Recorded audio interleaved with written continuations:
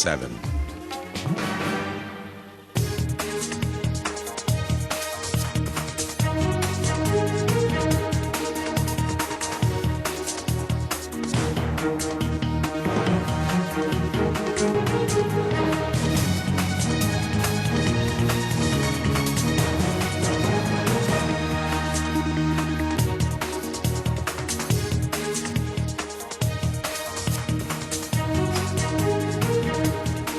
Good evening, you're watching The Buck Stops here and I'm Barkha Dutt.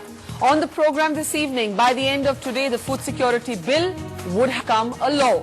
But as the focus shifts on to subsidies and the nature of subsidies, the uproar in Parliament today was over the increase in fuel prices. But many say that fuel prices actually need to be much higher. Tonight on the program, we'll be looking at the government's subsidies bill, the fuel bill especially burning a hole in the government's wallet. And we'll be asked program whether subsidies are pro-poor or anti-growth. That will be the main focus on the buck stops here today, the politics of subsidies and whether they end up actually subsidizing the SUV class. Also coming up later on the program, it's not all gloom and doom, a story of hope. At 13, this young girl is getting ready for her master's course. The story tonight, how her daily wages earning father helped her get to this point. The story of this child prodigy. मेरा बचपन से ही सपना रहा है कि मैं doctor बनके अपने देश के लिए कुछ करूं और मैंने अपनी पढ़ाई ब्रेक ना करते हुए इसके बाद बीएससी की और एमएससी करने जा रही हूं, लेकिन मैं एक बार जब 17 की हो जाऊंगी तो सीपीएमटी में ज़रूर ट्राई करूंगी. Let's get started. Main focus on the program tonight. Can the government afford its subsidy bill? This has come into special focus after an uproar in Parliament over the increase in the prices of petroleum and diesel. But many economic commentators have said that the fuel subsidy bill especially is a bill that the government can't afford, and besides, it isn't even helping those that it's meant for. Let's go across to meet Shweta Rajpal Kohli to take us through how the government's subsidy bill actually breaks down in this economic environment. Shweta, go ahead.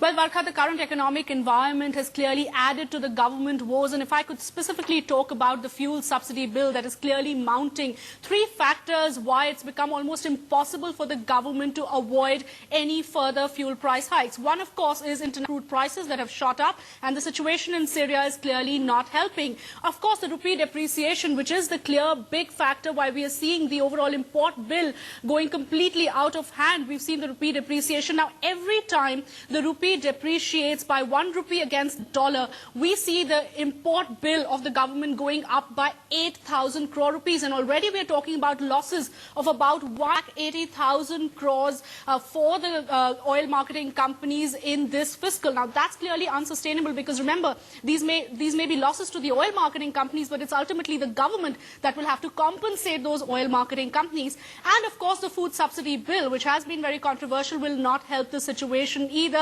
We know that in this fiscal we may not see the hit as much, but at the end of the day the government has to, for the food subsidy bill. Many economic commentators again saying that the timing couldn't have been worse to bring in the food subsidy bill.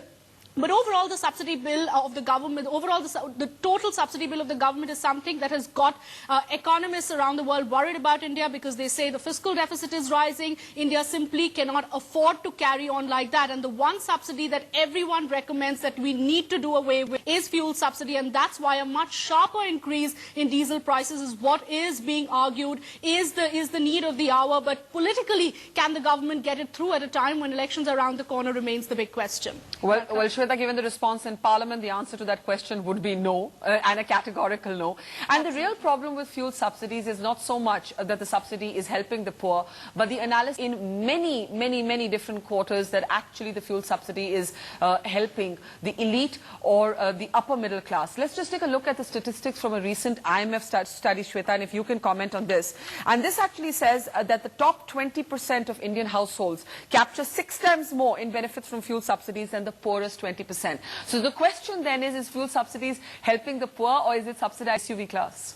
Absolutely, and that's been the main argument, Barkha, by those who say that fuel subsidies are the so-called useless subsidies which need to be done away with. In fact, there are some policymakers like Montek who've argued that you actually need to do away with fuel subsidies to make way for food subsidies, because food subsidies is something that's clearly targeting the poor. But fuel subsidies is something where, because of the leakages, we're seeing that the intended benefits are not getting the benefit of the fuel subsidies. And specifically in diesel, there are enough people who are arguing that actually you're subsidizing those people who are driving the diesel guzzling SUVs, and do they really need subsidized diesel?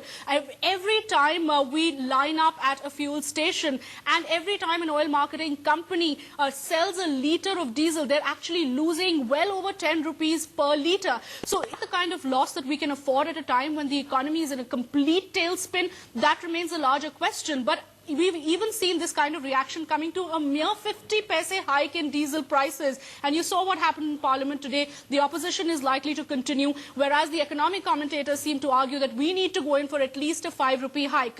Besides that, there are arguments coming in on the overall revenue form, and many who continue to argue that, well, on one hand, you've got subsidies and you're wondering if you can really afford a food subsidy bill. But what about the revenue foregone, which are the so-called implicit subsidies? I was going to ask you exactly about those, Shweta, because Sure. the larger philosophical heart of this debate is actually over whether every time the urban Indian complains actually about the state of the economy, is she willing to give up her subsidy? And I ask that because we have had also papers that are now looking at the revenue foregone, for example, of gold, that runs well over 60,000 crores if you look at that revenue foregone. And then you have the left of center economists who will argue that, see, this is the urban middle class that only cribs when the poor are subsidized, never when their SUVs are subsidized, and never when gold, for example, is foregone. What's the counter argument to that?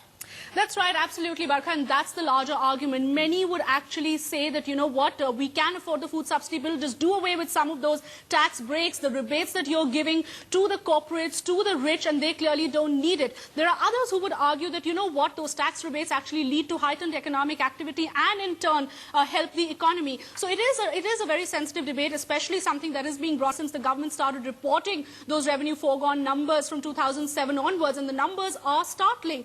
But is that something that can be compared to the overall subsidy bill where we only look at food, fuel and fertilizer? That remains a larger question. There are no easy choices here. Should you be taking away some of these rebates and tax breaks which come under the so-called hidden subsidies or the implicit subsidies, as many would like to term it? Would that lead to a further economic mess?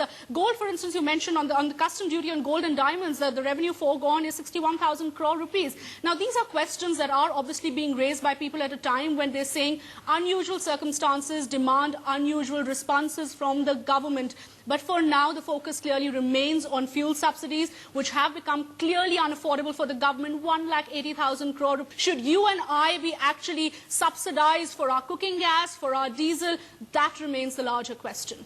Well, that's not a question that politicians at least seem to want to tackle. An uproar in Parliament today. Shweta Rajpal Kohli, thanks so much. An uproar in Parliament today over the hike in petroleum and diesel prices, as many are saying that actually you need a much greater hike in diesel prices. On the program today, let's take you now to our special debate. We're asking whether these are pro-poor or anti-poor, on which kind of some subsidies, especially the fuel subsidy. Let's introduce a panel this evening. From Bangalore tonight is Kiran Mazumdar-Shaw, one of our best-known corporate voices and the head, of course, of Biocon India Limited. With me in the studio is Ashok Gulati. He is the chairman of the Commission for Agriculture Cost and Prices and has done some very interesting number crunches on the actual cost of the food security bill and how 40% so far in the PDS system has been failing to reach its target.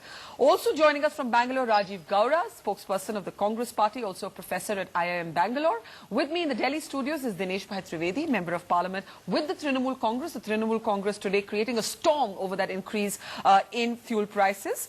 And also joining me tonight is MB Raj, Member of Parliament with the CPM, and Harsh Mandar, writer and activist and somebody who's worked very hard to push the food security bill through, which we're expecting by the end of today. Kiran Shaw, let me start with you. The larger debate over subsidies, but when you break it down and you look at, for example, the fuel subsidy bill, and you have people pointing out that the fuel subsidy, look at the latest report, the IMF report saying, and I'll just repeat this again, the top 20% of Indian households capture 6 times more in benefits from fuel subsidies than the poorest 20%.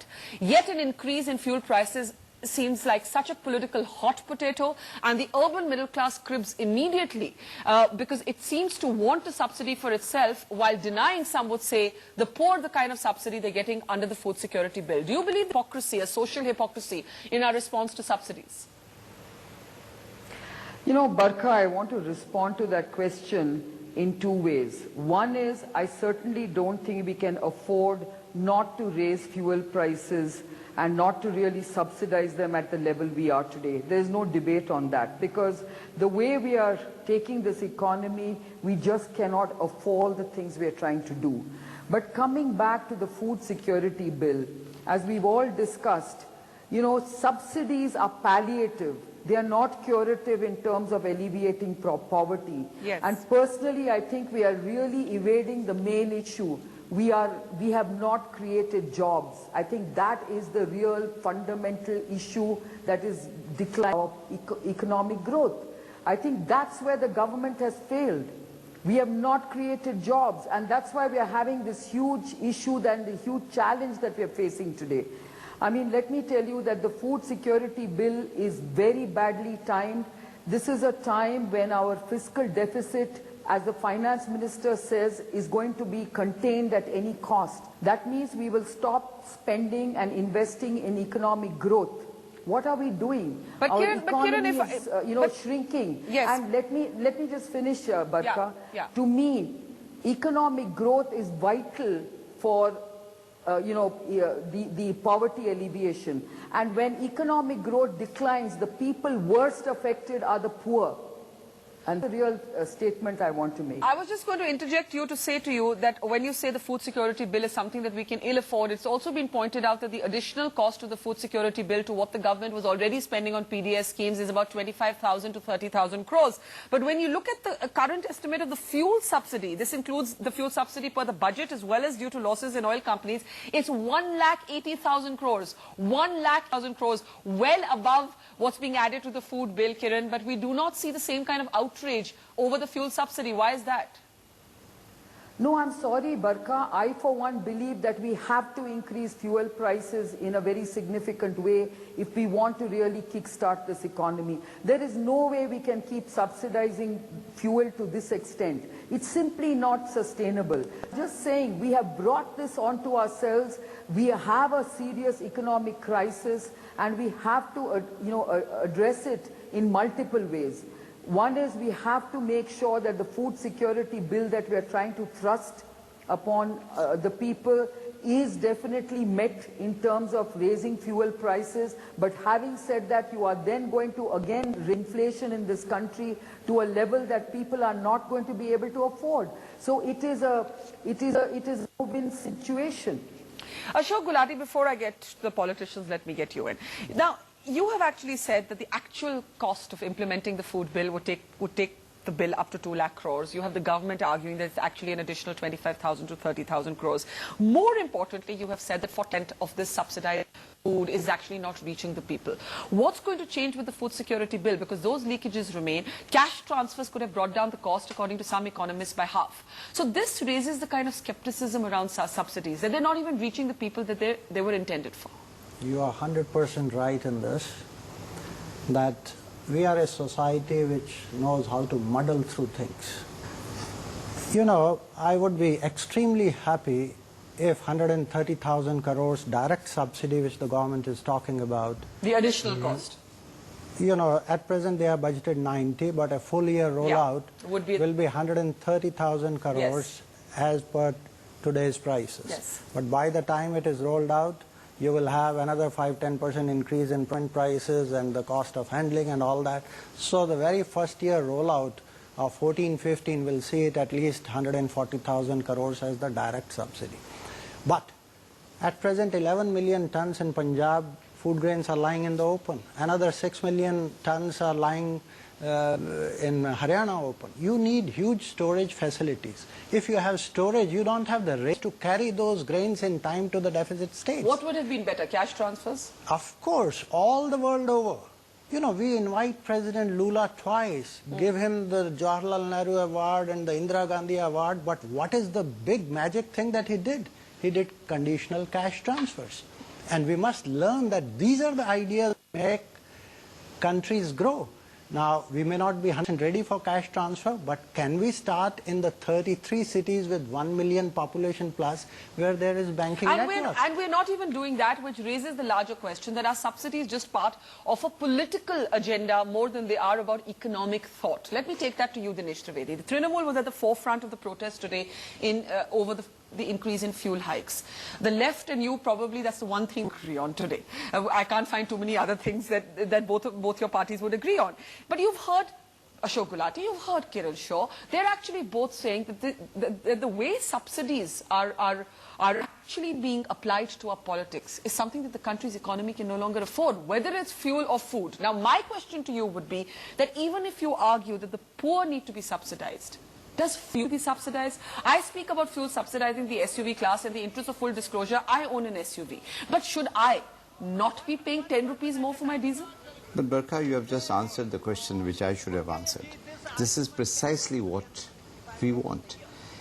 These are all symptoms of a larger cancer, and that cancer is governance. You have just done things haphazardly. You have reacted on panic button. You have not planned. It's very easy that if you own an Audi or a Merc or an SUV, you should pay more. It doesn't mean you pay more for the fuel. Otherwise, there could be black marketing and what have you. So, what is the solution? When you go to buy a Mercedes, you should have higher taxes. You 20 lakhs, a check of 20 lakhs, 30 lakhs, I don't know what, and you pay that check directly to the oil company. So you have already paid your bills for that fuel. Otherwise, the scooter wala is paying the same thing, and somebody who is owning an Audi is paying the same thing. That is not fair, and that is where the governance comes, and it's not a rocket science. So what It's would you suggest? sense. You'd say those who can afford it pay more for their diesel, those who can't don't. It's very simple. Why the tax structure is like that? It is always like that. It has to be flowing from less than 3% of this country pay tax. Doesn't matter. That's what I said. You know, I'll give you a statistics. There are 5 corporate houses, 5, and we all know who these 5s are. They own the bank's 5 lakh crore. So if a guy in the village owns some 2,000 to the bank for a tractor, he is hauled up and taken to the jail. How long will you have this disconnect?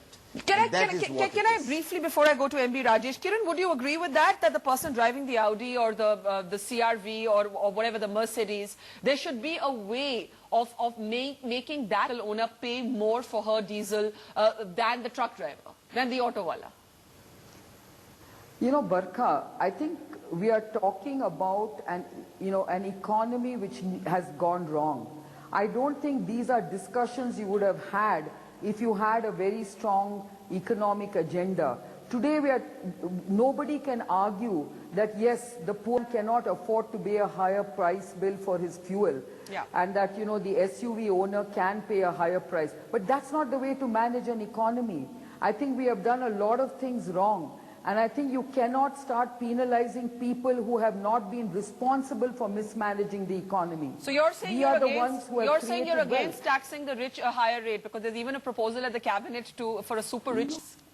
No, I'm not talking about that, Barkha. What I'm saying is you cannot always find a reason to actually tax those who have got a higher income and subsidize those who have not got a higher income. I think you have to find an economic growth that is sustainable, that creates jobs, and that creates sustainable wealth. Because without economic growth, you are not going to be able to sustain the economy or alleviate poverty. I think today we are I get back to the one fundamental issue, which is about creating real jobs. Okay, Dinesh wanting to rebut briefly. Here, it's a reverse flow. You are taxing the poor to subsidize the rich. Okay, so let's take that to Rajesh, and like I said, I have a feeling he'll agree with you today. I can't think of any other moment that he would. Mr. Rajesh, though, the point that Kiran Shaw makes is a valid one.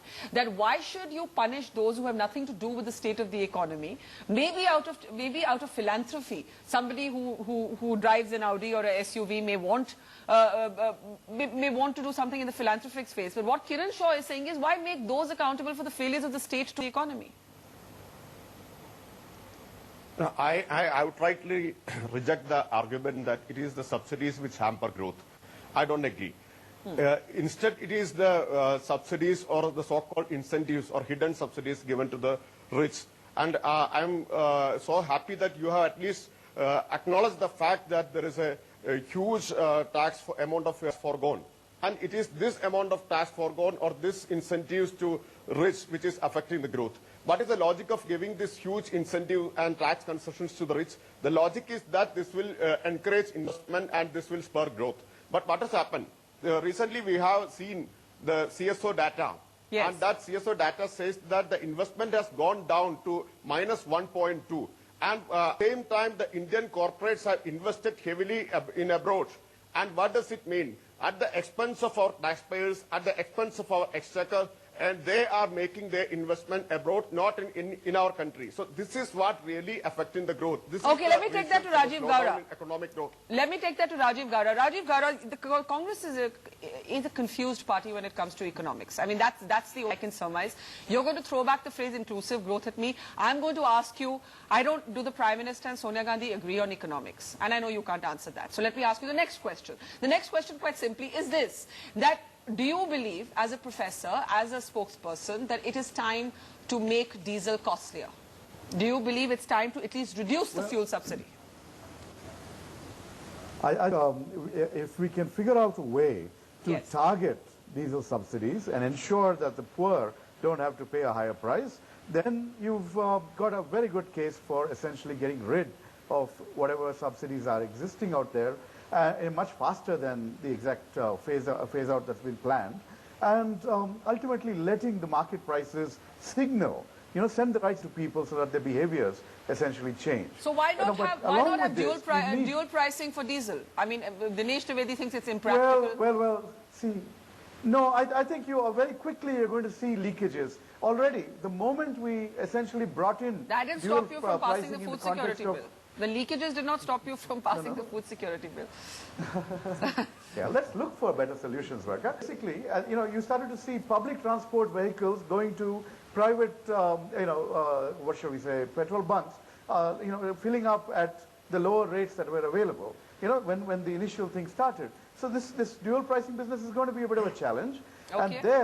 And some of the suggestions that came out earlier in this same debate about finding a different way to target the UV owners or something like that, those for whom the subsidy is not intended, that would be the real solution. But you know what, Rajiv, we're not agreeing on that. You have Kiran Shaw raising questions about it. I'm going to take it to Ashok Gulati in just a minute. But Harsh Mandar, come in there. You have been arguing for a long time that actually the additional cost in the food security bill is only, I use that word cautiously because in this environment, only for anything, overstated, but only 25,000 to 30,000 crores. The fuel subsidy bill is actually way higher.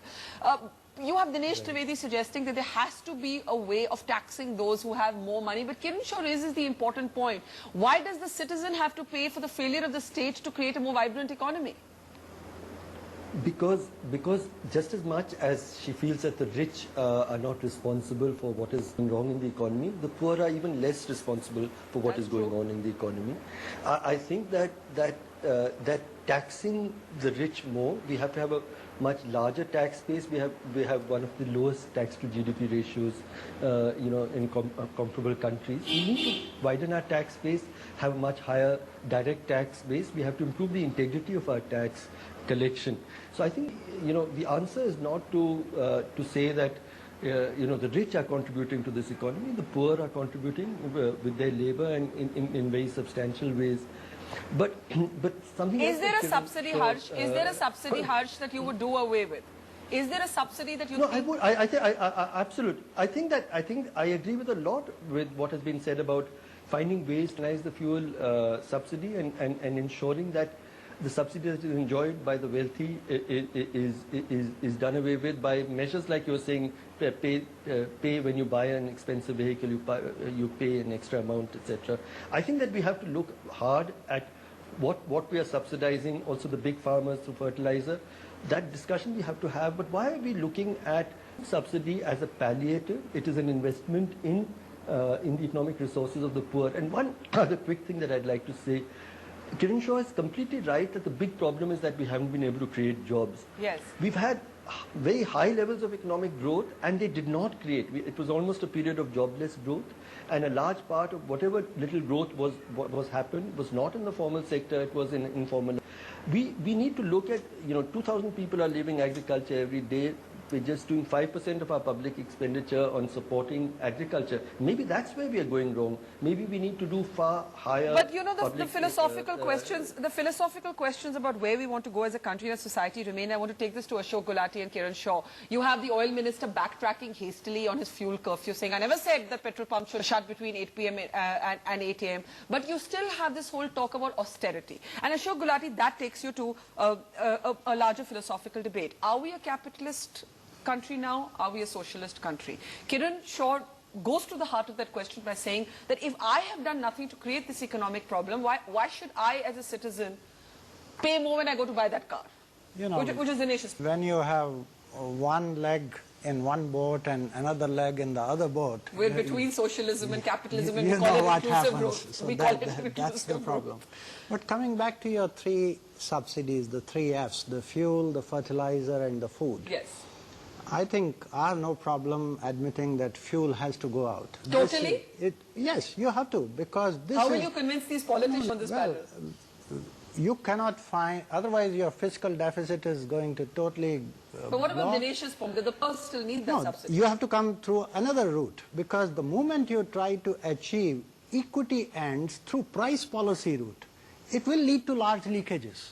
Whether it is food, whether it is fuel, whether it is fertilizer, you will see all that. Because if you have a target, you have to use an income policy approach. You want to help somebody, give him direct income, but don't disturb the prices. The moment you disturb the prices... So you're saying get off the food, fertilizer and fuel subsidies, get rid of fuel. Second, rationalize fertilizer subsidy. You haven't changed urea prices for almost 10 years. And your P and K prices are to the roof. Dinesh Trivedi, you've heard the economist. I'm going to take this to Kiran in just a moment. He's saying that if you need to reach the poor, you have to target them through a different route. In other words, perhaps, and the IMF paper actually says this, that if you were to lift the fuel subsidy and have people buy it at market prices, because the top 10% households are buying so much more, because they're consuming so much more fuel, you could have actually that accrued from that to spend in the social sector for the poor. But none of your politicians will actually remove the fuel subsidy, will you? See, the point I made it initially, I still stick to that. Which is corporate sector, and I mentioned that it's only 5 corporate sector today in India. They owe the bank 5 lakh crore. Now, are they part of the problem? That's not answering my part question. of the, no, that's a separate argument from the fuel subsidy. That is the argument, that if a person can afford. First of all, let's understand there is a fuel subsidy, right? Yes. You and I, we don't require that fuel subsidy. So we need to pay somehow or the other. If you have dual fuel policy, then there could be leakage. So there has to be a solution, and the solution has to be simple. First solution has to be what I said, when you buy, and I'm sure those who are going to buy Mercedes or Audi, they would pay more happily. And secondly, Barkha, let me tell you, there is no substitute to growth. You have not spent anything on infrastructure. India is a growing country. But you would retain the fuel subsidy. You would retain the fuel subsidy. Sorry? You would retain the fuel subsidy. You will retain in such a way where only the guys who cannot afford get the benefit, not the guys who can afford. Kiran, is that a viable model? Is that a viable model? Dinesh is repeatedly making the point that the corporates have a responsibility. You know, first and foremost, I want to keep this debate in a very logical way. The number of SUVs and Audis and Mercedes you're talking about are very, very minuscule when compared to the fuel consumption of all other forms of transport. So let's not keep on focusing on those optics which are very misleading, okay? So I just think that, yes, I agree that the fuel prices have to be raised. We cannot afford such a high fuel subsidy. But having said that, I want to get back to the economic debate. I think we are focusing on subsidies and subsistence jobs, whereas what we need to focus on is how do we build a sustainable economic model based on real jobs, you know, and value-added jobs. I think that's really been our bane. Okay, but a statistic just coming in that the share of diesel in the market is 40%. The question still remains that which of these owners who own these diesel cars should actually be buying fuel at a market price and which should get them at a subsidized price. NB Rajesh, here's another quote from this IMF working paper. It says if fuel products were moved to market prices, the top 20% of Indian households would pay 6 times more for fuel per person per month than the poorest 20%. Put another way, the 40% of families could be fully compensated. Sorry, Kiran, what are you saying? I said if you want an austerity drive, then raising fuel prices will bring in austerity. That's another way of putting it. MB Rajesh, go ahead. MB Rajesh, go ahead. Unfortunately, I must say that the time distribution of this debate itself is tilted toward corporate views. Why do you say that? Why? Because I'm talking about the SUV class not getting the benefit of a subsidy. What makes me cooperate in that? I have also, Barkha, I have also gone through this IMF document, and this IMF document itself is a questionable one. I don't agree with the methodology or what methodology they have adopted. It's a questionable one, and the credibility is lacking. And I would like to say that this food security, even after the passage of food security bill, the food added jobs. I think that's really been our bane. Okay, but a statistic just coming in that the share of diesel cars in the market is 40%. The question still remains that which of these owners who own these diesel cars should actually be buying fuel at a market price and which should get them at a subsidized price. NB Rajesh, here's another quote from this IMF working paper. It says if fuel products were moved to market prices, the top 20% of Indian households would pay 6 times more for fuel per person per month than the poorest 20%. Put another way, the bottom 40% of families could be fully compensated. Sorry, Kiran, what are you saying? I said if you want an austerity drive, then raising fuel prices will bring in austerity. That's another way of putting it. MB Rajesh, go ahead. MB Rajesh, go ahead. Unfortunately, I must say that the time distribution of this debate itself is tilted toward corporate views. Why do you say that? Why? Because I'm talking about the SUV class not getting the benefit of a subsidy. What makes me cooperate in that? I have also, Barkha, I have also gone through this IMF document, and this IMF document itself is a questionable one. I don't agree with the methodology or what methodology they have adopted. It's a questionable one, and the credibility is lacking. And I would like to say that this food security, even after the passage of food security bill, the food subsidy will be only less than 1% of GDP. Less than 1% of GDP, and it is the same level of 2009-10. So there has not been much increase in the food subsidy, and the food subsidy and the much inflated estimate of fuel subsidy, that will amount only 3 lakh crores, and this is still half the subsidy given to the rich, or half the amount of taxes foregone. So I had asked a question, and you all are conveniently evaded that question, despite giving huge tax concessions to corporates, whether the investment has increased. Kiran, do you want to take that? Since the panel is alleged to have a corporate leaning, the question is that corporates get huge hidden benefits and investment has not increased. Growth has not increased. I'm sorry, I think growth has increased significantly. You have seen that basically the GDP growth has been very, very robust for the last 10 years. We have seen a steady decline in economic growth in the last few years because of the lack of economic reforms. And I think that is really the real fact. Now, you know, this morning, I think Fareed Zakaria made a very important statement. He said that pre-1991, India had 450 million people below the poverty line, which represented 60% of India's population below the poverty line.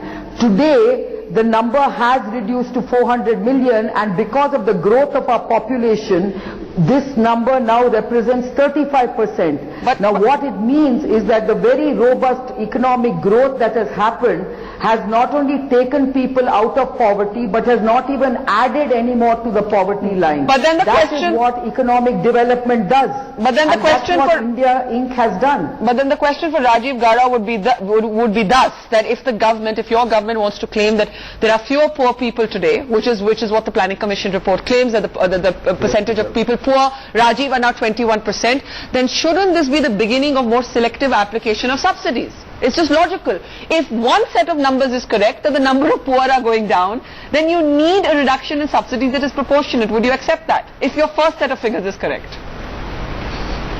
First, I want to point out that Kiran, in her latest statements, has pointed out that the economy is actually doing, quite well over the last decade and over the last couple of decades. Not the last few years, she said. She said not the last few years. The last few years are a recession period. The last few years are a recession period globally. And what we are at is a business cycle, the trough of a business cycle. China has increased. Everyone in business understands that. Okay. Anyway, now on the other issue, Barkha, about, yes, poverty levels have come down. Why are we providing food security to much larger numbers? When you decide to come up with a program of this sort, many people argue you should actually have a universal program that will ensure fewer leakages, fewer mistargeting, all those kinds of... But you deregulated petrol. Deregulated petrol. Ashok Gulati has a question. Ashok Gulati, go ahead, then Harsh Mandar. Yes. Two things that we must note here. Growth is very critical, but the nature of that growth is even more critical. We must know last 25 years of research in developing world has revealed that 1% growth in agriculture is 2 to 3 times more effective in reducing poverty than the same growth coming from non-agriculture sector. That's number one.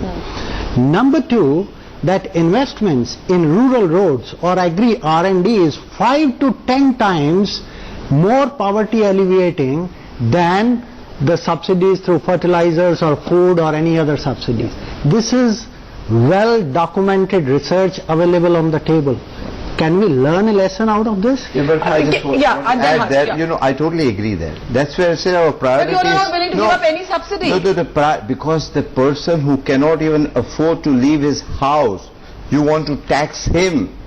But Kiran Mazumdar, who can really afford to buy a lot of things, she said that no, we want the same thing, is just not acceptable.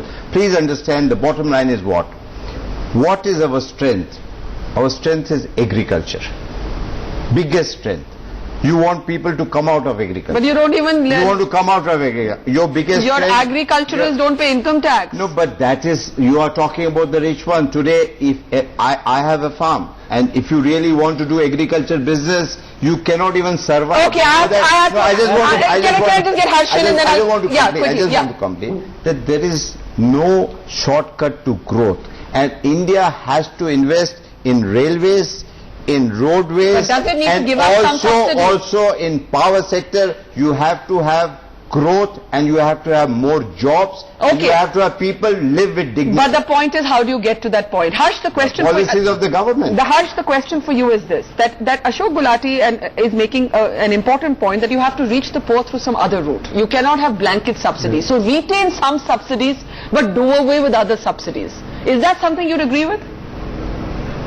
Absolutely. I think that we need to recognize that our growth is slowing down, probably because compared to the Asian tigers, we actually have built our growth on a very inegalitarian base. Unlike the market, sort of full market economies of Asia, which did much more for ensuring nutrition, healthcare and good quality education for all its people, which led and helped sustain the pace of economic growth. So I think that let's sort of, when you call something a subsidy, you call something an investment. It's also the way you look at it. I think we need to invest substantially on small farmer protection and agriculture, on on good quality nutrition, clean water and sanitation, and food for all. And I think that we'll find our growth model both being more equitable but also more sustainable. I think nobody could...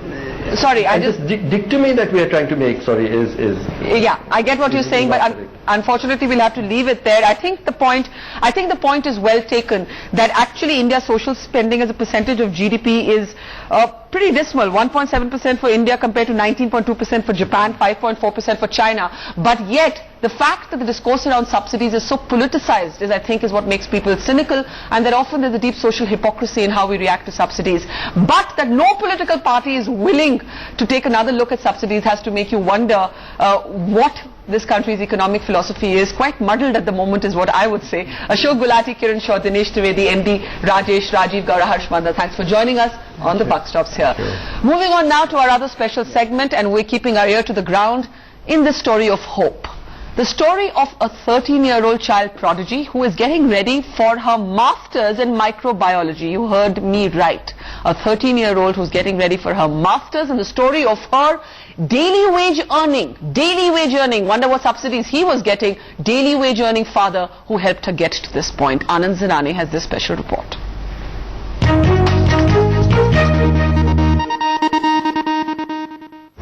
At 13 years of age, Sushma Verma is the new senior on the campus of Lucknow University. She has the swagger of a senior because after finishing her graduation, she knows what it takes to be a student on campus. First time मैं 10th class में inter की थी, तो मुझे जरूर ऐसा लगा था इतने बड़े बच्चे हैं, मैं कैसे बैठूंगी. देन फिर मुझे आदत सी पड़ गई, तो अब मुझे कुछ ऐसा नहीं लगता है, बिल्कुल सब नॉर्मल रहता है. वो मुझसे अपनी छोटी बहन जैसे ट्रीट करते, मैं भी उन्हें दीदी मानती हूँ. आई एम स्टिल शॉक्ड कि वो 13 की है. मैंने एक्सपेक्ट किया था कि वो 17-18 इज ओके, बट 13 जब लैब में मिलेंगे तो मैम ही बुलाना पड़ेगा. She was just 9.5 years old when she entered the Limca Book of Records. But despite such record-making academic success, her family still struggles to make ends meet. Her father, Tej Bahadur Verma, is a daily wage labourer who earns barely 200 rupees a day to feed a family of 5. Their family had to sell their less than 1 bigha of land to pay for Sushma's education. This one-room house in Lucknow is what this family calls home, and their only assets are this study table and a second-hand computer. जिज्ञासा है बच्चों की, तो मुझे भी अच्छा लगता है कि यहाँ जितनी भी परेशानी हो, जब बच्चे अच्छे पढ़ने में होते हैं तो सारी परेशानियाँ खत्म हो जाती हैं. और हम जिस तरह किसानी और मजदूरी करते हैं, इस तरह ये बच्चे ना रहे, इस परेशानी का सामना इनको न करना पड़े, इसलिए मुझे परेशानी कोई नहीं है. Meanwhile, Sushma is looking forward to 2 years of lessons in microbiology at these classrooms. Someday, she says she hopes to be a doctor. She applied for medical school as well, but failed to make the cut because she was too young. So when she turns 18, she plans to give it another shot. मेरा बचपन से ही सपना रहा है कि मैं doctor बनके अपने देश के लिए कुछ करूं, लेकिन मैं एक बार जब 17 की हो जाऊंगी तो CPMT में जरूर ट्राई करूंगी. With age on her side and brimming with confidence, perhaps all this 13-year-old needs is a little help from us to make her dreams come true. With Anand Zinane in Lucknow, Rohit Dev for NDTV. So subsidies or not, that's what you call a self-made Indian. And joining us from Lucknow tonight is Sushma Verma, the child prodigy who at 13 is getting ready for a master's course in MSc Microbiology, or MSc in Microbiology. Kiran Shaw from Bangalore is still with us. Kiran, in fact, got in touch with us and said how moved she was by Sushma's story. But first, let's hear from Sushma herself. Sushma, बहुत से लोग आज देश में आपकी ये कहानी देख रहे हैं. कैसे आपके पिताजी ने, जिनके पास पैसे भी नहीं थे, अपनी जमीन बेचकर आपको पढ़ाया लिखाया, और आप 13 साल की उम्र पर आप मास्टर्स ग्रेजुएट बनना चाह रही हैं. तो आज आप सब लोगों को क्या कहना चाहेंगी? कैसे आप पहुंची इस मंजिल तक? जी, बस आप सबका आशीर्वाद था, आप सबकी विशेष थी मेरे साथ, इसलिए मैं आज 13 इयर्स की उम्र में मैंने अपना ग्रेजुएशन पूरा कर लिया है. और जैसे कि आपने प्रॉब्लम्स की बात कही, तो मुझे मुश्किलें नहीं लगी, क्योंकि अगर मैं मुश्किलों पे ध्यान देती तो मैं अपनी शायद पढ़ाई अच्छे से ना कर पाती. इसलिए, क्योंकि देखिए मुश्किलें जो हैं वो धीरे धीरे ही पूरी होंगी, इसलिए मैंने अपनी पढ़ाई पे ध्यान दी. और अभी जैसे मेरे फादर ने खेत बेचा था, तो उसी से मेरी फीस जमा की गई है। और आज तक की पढ़ाई आप सबके द्वारा, जो हमारे देश में बहुत अच्छे महापुरुष हैं, उन्होंने मेरी पढ़ाई करवाई, हम गरीब बच्चों की मदद की है। और मुझे लगता है कि आगे की पढ़ाई उन्हीं के द्वारा होगी, ताकि हम गरीब बच्चे अपने देश का नाम रोशन कर सकें। सुषमा, आपसे पूछना चाहूंगी, you've just said that your father actually had to sell his land in order to get those fees that are needed for this master's course. कितनी मुश्किलात हुई है पैसों को लेकर? जी, पैसों को लेके मैम बहुत प्रॉब्लम्स हुई हैं, मगर अभी तक तो मैंने आप सबके द्वारा अच्छे से अपनी पढ़ाई पूरी कर ली है। और आशा करती हूँ कि सभी देशवासी मेरी मदद करेंगे, ताकि हम आगे की भी पढ़ाई, जैसे कि मेरा सपना डॉक्टर बनने का है, तो आगे भी फीस की एंड फाइनेंशियल प्रॉब्लम्स बहुत आने वाली हैं। तो यही सबसे रिक्वेस्ट करना चाहूंगी कि वो हम जैसे गरीब बच्चों की मदद करें, ताकि हम अपना सपना जल्द ही पूरा कर सकें। आपके पिताजी तेज बहादुर जी क्या करते हैं?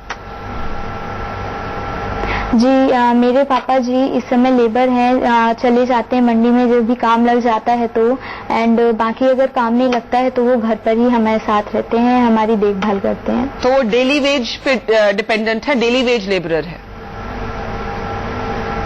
जी ma'am.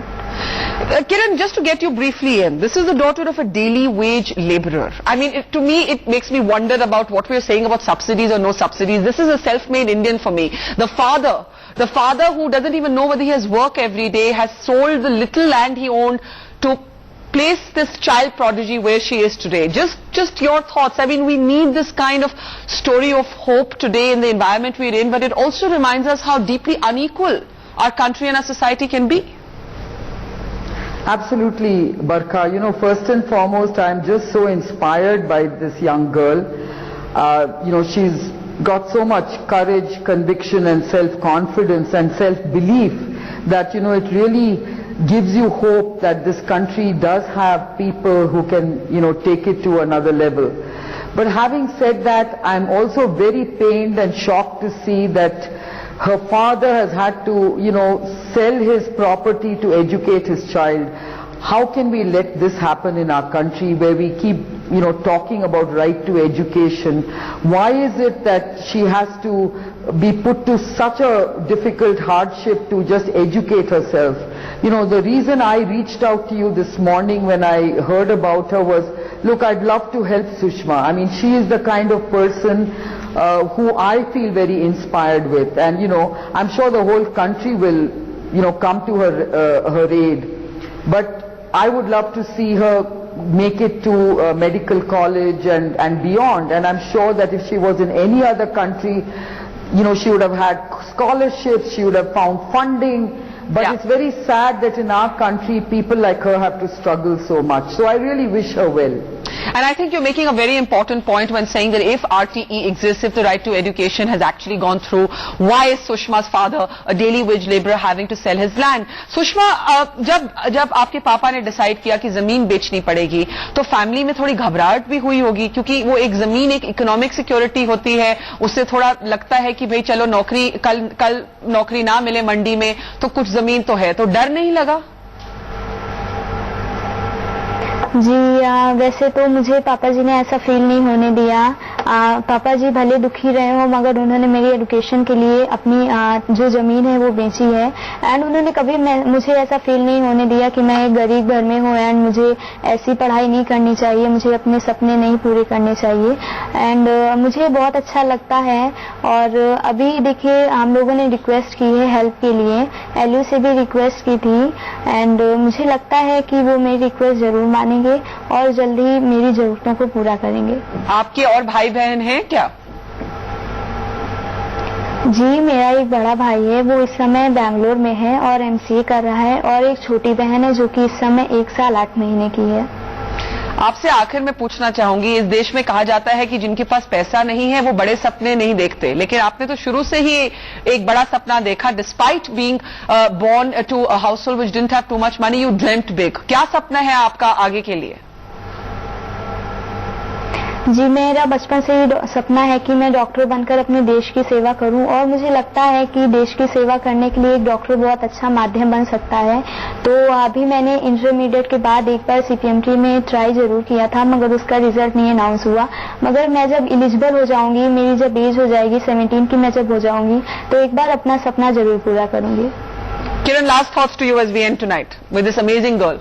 This is the demographic dividend that we should all be investing in. I couldn't agree with you more, and I think that we're also inspired today because she's really beaten the odds to get to this point. Sushma, हम सबकी तरफ से आपको बहुत बहुत मुबारक और सारी एक तरह से good wishes. Thank you so much, ma'am. The story of Sushma, a child prodigy who is sitting for her master's in microbiology, her father a daily wage labourer selling his only little plot of land to get her to this point. Kiran Shaw and Sushma Verma, thank you for joining us on the buck stops here. And well, that brings us to the end of the program. We'll see you tomorrow night at 9 p.m. From the entire team, good night and have a great evening.